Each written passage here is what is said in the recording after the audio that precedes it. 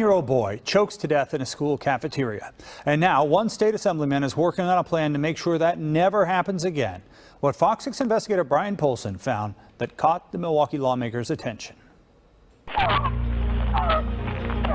It's a story you've seen and heard time and time again. 3 minutes of sheer terror. Someone is choking. I could be dead right now. And someone else. Hey, baby. Come on, baby. Steps up to be their hero. It just flew out. Can't even explain how proud we are. My baby's okay. My grandson saved my life. Unfortunately, there are sometimes unhappy endings. It doesn't always end that way. He meant everything to me, you know. Mark Megna's 9-year-old son Sam died last summer after choking on a home-packed lunch in a Milwaukee Public Schools cafeteria. It doesn't make any sense to me. The first adult Sam encountered while choking did not know how to do the Heimlich maneuver. A second tried the Heimlich without success, and a third attempted CPR to no avail. Sam was eventually taken to Children's Hospital, where he died 9 days later. When your parents die, you know, you lose a little bit of yourself.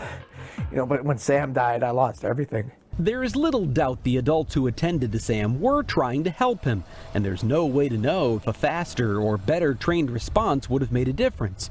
But Sam's father questions why they waited until Sam had lost consciousness to call 911, and the school district's own insurance company found that none of the adults monitoring the cafeteria that day had up-to-date training in CPR, including the Heimlich maneuver. All I want to know is, are teachers required to be CPR certified? A Fox 6 investigation finds they are not.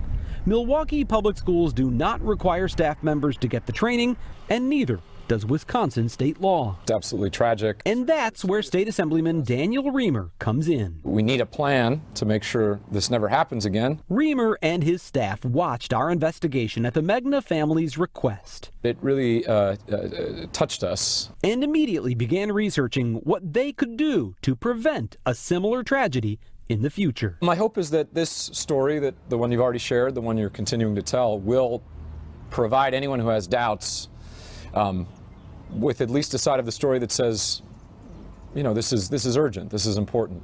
According to the National Safety Council, choking is the 4th leading cause of accidental death in the United States, with 30 to 40 school-aged children choking to death in America every year. I think this is a big wake-up call. And Roy Shaw says that makes preparing for a choking incident in school critical. Get trained before the emergency happens. His Michigan-based company, Pro Training LLC, keeps track of which states require teachers to get training in CPR and the Heimlich maneuver.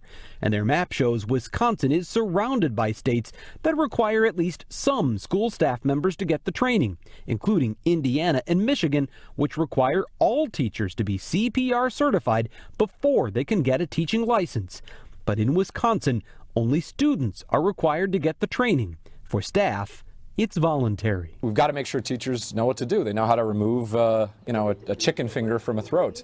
They know how to provide a Heimlich maneuver, that they know at least the basics of CPR. Reamer says he's in the early stages of research to determine the best and most cost-effective approach for Wisconsin. If we provide people who interact with children the right tools, it's my hope that this will never happen again. So the next choking story you hear is one of celebration. I can't say thank you enough for what he did. Rather than sorrow. We want the rules to change so that other parents don't have to go through what we're going through.